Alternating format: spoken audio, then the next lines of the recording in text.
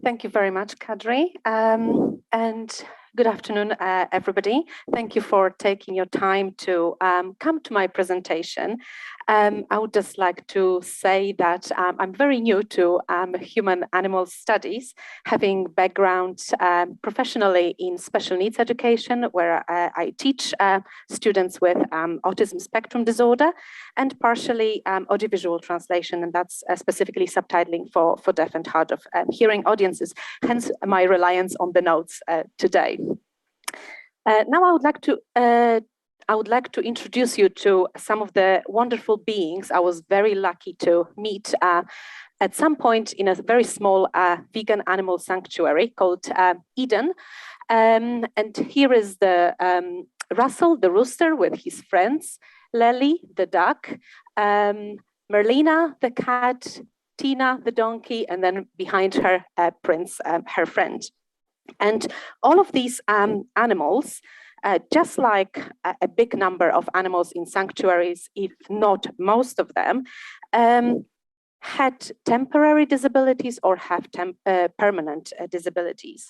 A lot of animals in sanctuaries live with disabilities for many different reasons. So it could be that an owner of an animal, however much we don't like the word owner, gave up an animal because they couldn't afford treating the animal. Maybe some where somebody found an injured animal, and farmers, for example, quite often would give up animals because they are not profitable enough to them. So we could say that in a way, disability for these animals secured them a place in an animal sanctuary. And now they all live happy lives, free from oppression, fear, and they are allowed to grow old, and when the time comes, die in peace. Unfortunately, many others, most non-human animals, don't stand a chance to live similar lives due to what their fellow animals, human animals, do to them. And with this talk, I would like us to think and discuss what place and role vulnerable and minority groups, and specifically non-humans and humans with disabilities, but also touch on the environments. So what is their role and place when it comes to climate crisis? And to talk about connections, we don't always see or we don't always pay attention to, but maybe we should, and why?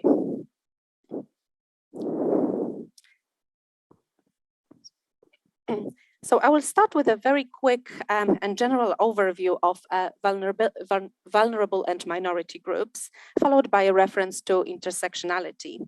Then I will talk about humans with disabilities, as well as the situation of non-human animals. And I will aim to point to some interconnections between disability, our planet, its inhabitants, and the climate crisis. And finally, ask you all, what's next? And start looking at some theories and maybe movements that could help us start answering the question, basically. So vulnerable and minority groups are usually referred to at the same time, though vulnerability means susceptibility to harm, being exposed to the possibility of harm. And minority is more of a political science term referring to population subgroup with a characteristic that differs to those of the majority of the population. Group that coexists, but is subordinate to a more dominant group. And as the term is used also in social sciences, this subordinacy is the chief defining characteristic of a minority group. And as such, minority status does not necessarily correlate to population.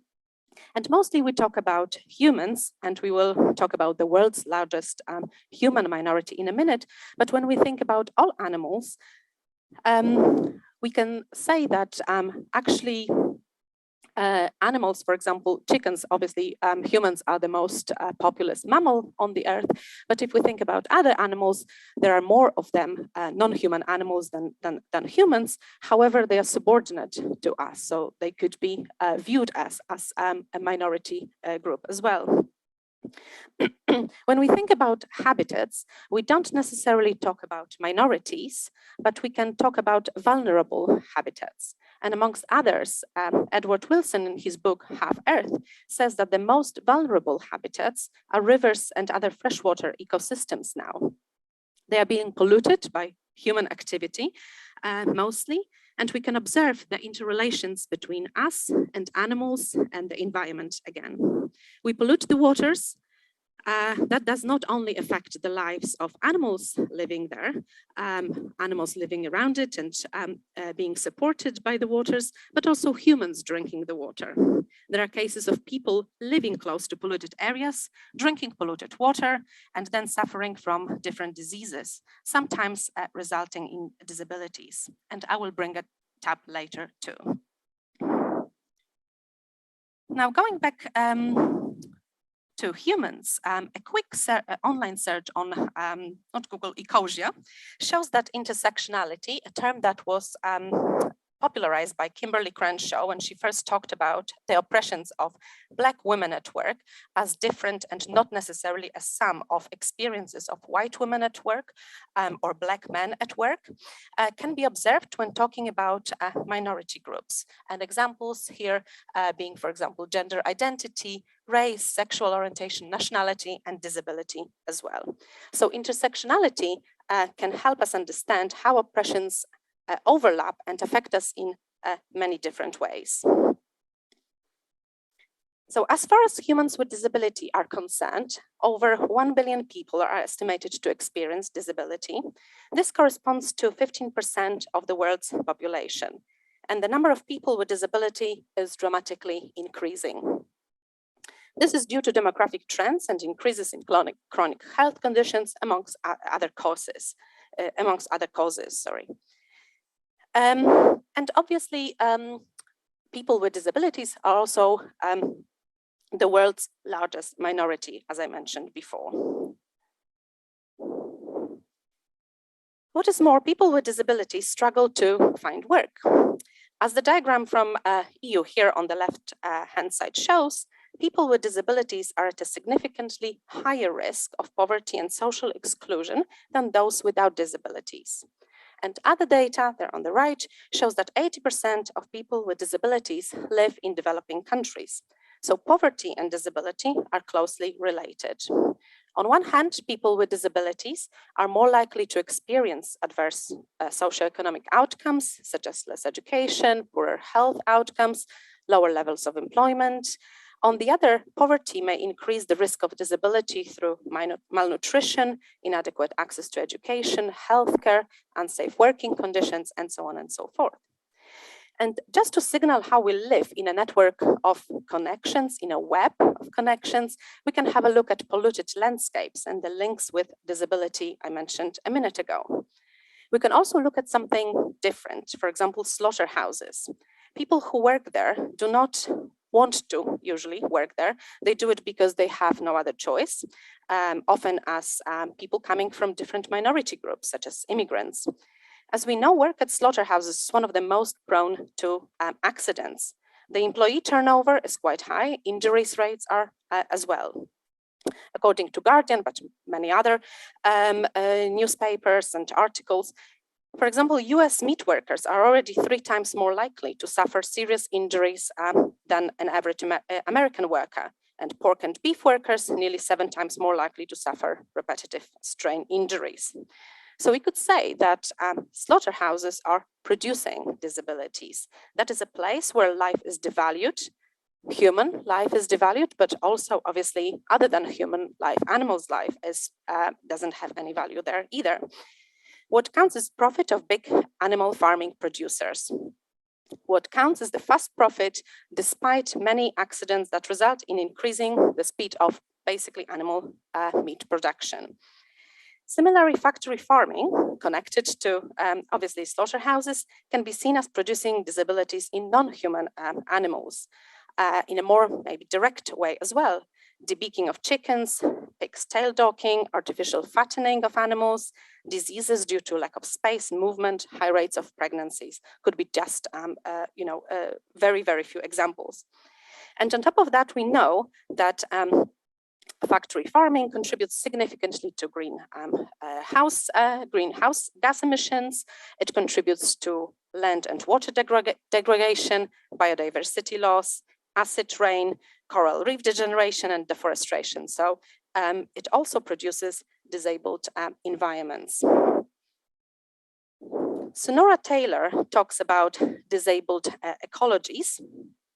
And in her lecture given in 2019, entitled Disabled Ecologies Living with Impaired Landscape, she talks about disabled ecologies as, I quote, webs of disability that are created spatially, temporally, and across species boundaries when ecosystems are contaminated, depleted, and profoundly altered. She later on says, I understand disabled ecologies as the material and cultural ways disability is manifested and produced between and among human and non-human entities. So here we can see that the concept of disability is applied to yet another non-human entity, environment, and can show us how our situations as human animals, non-human animals, and non-human entities are interlinked. It might be important to add that Taylor also points out during her lecture that often impaired landscapes were called only so when they could no longer serve humans in a certain way. So water was, for example, polluted. It was an impaired river when water was polluted and could not be drunk anymore. So that would be, again, like it didn't have any value to humans, and that's why it was impaired. She also talks about yet another example of maybe devaluing people's lives. She talks about a specific example of Hughes Aircraft Lagoon in Arizona, polluted from chemicals from airplane part degreasers. And people who live in the area tried to, obviously suffering from the pollution for, I think there was over 30 years. They tried to fight for their rights to health care and so on and so forth. But they were actually said by the Hughes spokespeople and the county department, health department, that the illnesses and disabilities that they had were not due to contamination of the site, but due to other things, like, for example, their bad dietary choices or other things as well. So here we can see yet another example of devaluing human and minority group and ecosystems' lives. And there is maybe a more straightforward link between climate crisis and disability, namely the inclusion of people with disabilities in the talks about climate crisis. And here I would like to refer to a project on disability and climate justice from December 2021, which, amongst other things, revealed that there is limited representation of people with disabilities in climate fora, little evidence of understanding around the intersectional aspects of disability inclusion, with many organizations stating that they are working on intersectional issues, but it was unclear how. There is a lack of consensus about what the priority issues are for the community. When it comes to the impact of climate crisis on animals, I've already mentioned factory farming, but here I don't think that I need to say too much. We can see from the graph, and we all know that the temperature is rising over the years. Some species are endangered now. We are in the midst of the 6th extinction, one that is driven by human activity. Many species are dying out during the 6th extinction. More than 500 species of land animals were found to be on the brink of extinction and likely to be lost within 20 years. And in comparison, the same number were lost over the whole of last century. So now, what about it all? Is there anything we can do? Is there anything that we can learn from? To me, it seems that ecoability movement offers some solutions. It is a movement that was started in 2012 as Ecoability Collective of activists who view oppression of all beings interlinked and works towards total liberation and social justice. It is a movement that sees interconnections on planet Earth, sees us as being part of the environment. We are in a web of all beings here, that talks about diversity. And here we can see disability as possibility for creativity as well, not only as a lack of something. That is why I like to use the disability word and this in brackets, as at least for some people, it does not only mean limitations, but possibility for creativity for different perceptions of life. And examples of such people would be like Sonora Taylor, maybe Greta Thunberg. They are on paper or legally, in legal terms, people with disabilities, but yet in many areas that they're actually much more able than most of us are. The ethics of care, interdependency, interconnectedness are also very important in ecoability. Care needs to be given in a very careful way, though, without patronizing, giving humans, but also non-humans, for example, in the animal sanctuaries, as I mentioned before. And they are really nice examples of watching animals living their lives in a very, very unique way without disturbing one another maybe too much, but also without, patronizing one another. So in terms of putting ecoability into practice, there are organizations that can help us in this process. One of them is Encompass, organization that campaigns for racial equity in animal rights movements. I'm not sure if that was, oh, sorry.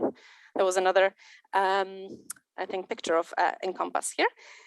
Vine Sanctuary that embraces LGBTQ community in their work with animals, working together for social and environmental justice and animal liberation. And I feel any animal sanctuary that opened their doors to animals with and without disabilities could be such a herald of change in a way. What we need is more visibility of the interconnections between us all and those in our planet. Thank you very much. And I've got some references and could talk about the resources to whoever is interested. Thank you.